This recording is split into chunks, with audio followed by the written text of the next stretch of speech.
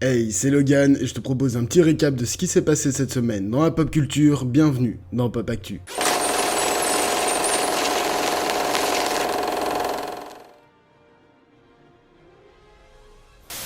La nouvelle série de Marvel, She-Hulk Avocate, a commencé sa diffusion il y a 2 semaines et un petit historique pour annoncer de grandes choses pour la suite du MCU. On va donc parler d'un petit passage du second épisode, mais je vous rassure, il n'y a pas de spoil sur la série en elle-même. Lors d'une scène, celle-ci fait une recherche et nous pouvons donc apercevoir 2 articles suggérés. Le second dit « Pourquoi est-ce qu'il y a une statue géante d'un homme qui sort de l'océan ?» référence à la fin de The Eternals, et celui qui nous intéresse aujourd'hui dit donc « Un homme avec des griffes en métal dans une bagarre de bar ». Simple easter egg mais qui confirme bien que Marvel a hâte d'avoir leur arme X dans le MCU et il faudra encore attendre un petit peu avant que ça ne se produise et découvrir quel acteur aura la lourde tâche de succéder à Hugh Jackman.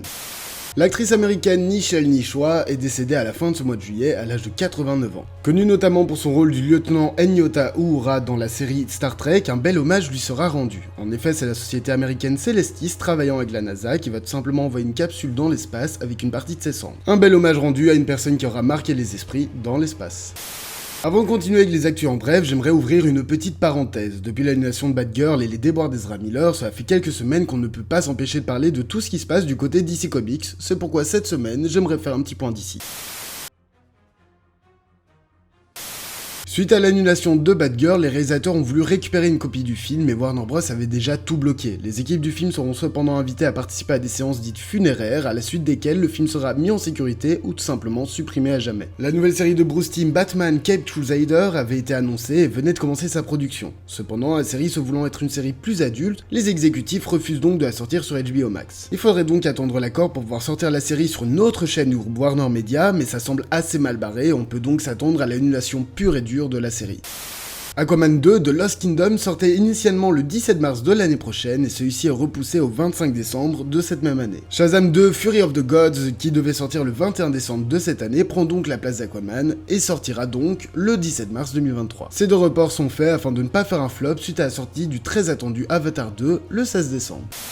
Tout comme Todd Phillips avec Joker 2, Matt Reeves a reçu le feu vert de la Warner pour commencer la pré-production de The Batman 2, signant d'ailleurs avec eux un contrat d'exclusivité. Dans la foulée, la série Le Pingouin avec Colin Farrell s'inscrivant dans le même univers a également été confirmée. Bien qu'elles étaient attendues à être annulées, les séries Titans et Doom Patrol sont toutes 2 renouvelées pour une 4ème saison à découvrir l'année prochaine.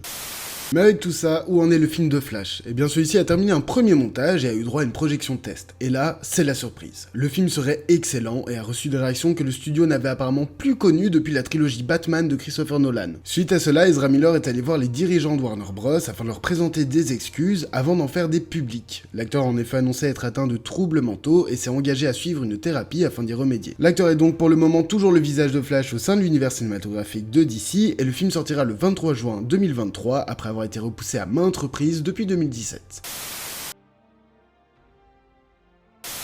La série House of the Dragon, préquelle de Game of Thrones, a commencé sa diffusion lundi passé, cumulant déjà près de 20 millions de téléspectateurs pour son premier épisode via les plateformes légales. C'est donc un grand succès pour la nouvelle série d'HBO qui a donc d'ores et déjà signé sa seconde saison. Le créateur de l'univers de Westeros, George R.R. Martin, a d'ailleurs déclaré qu'il voulait faire un univers aussi grand que celui de Marvel. On n'a donc pas fini de se manger du Game of Thrones, mais du moment que c'est meilleur que la dernière saison, on est pour.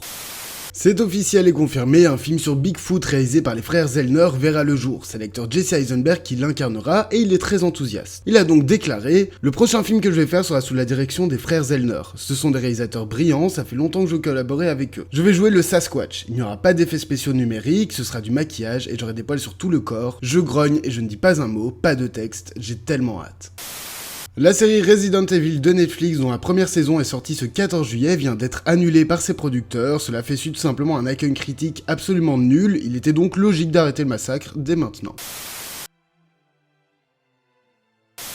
Rebelle nous raconte l'histoire de Kamal qui a l'envie de se rendre en Syrie afin d'aider les victimes de la guerre. Il sera forcé de rejoindre un groupe armé sur place et sera bloqué à Raqqa. Son jeune frère, ne rêvant que de venir l'aider, deviendra donc une proie facile pour les recruteurs de l'État islamique. Dernier film des réalisateurs belges Bilal Fallah et Adil El Arbi, dont on a beaucoup parlé ces derniers temps, nous propose donc un film engagé socialement et qui tente de montrer la dure réalité du djihad. Déconseillé au moins de 12 ans, le film arrivera au cinéma dès ce mercredi 31 août.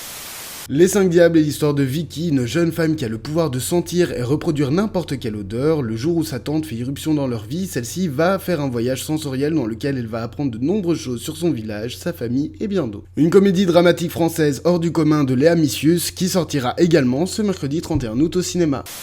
Au même titre que House of the Dragon pour Game of Thrones, Les Anneaux de Pouvoir est une série préquelle au Seigneur des Anneaux qui va enfin sortir. Elle nous raconte la réapparition des forces du mal dans la Terre du Milieu et la création des Anneaux Sacrés.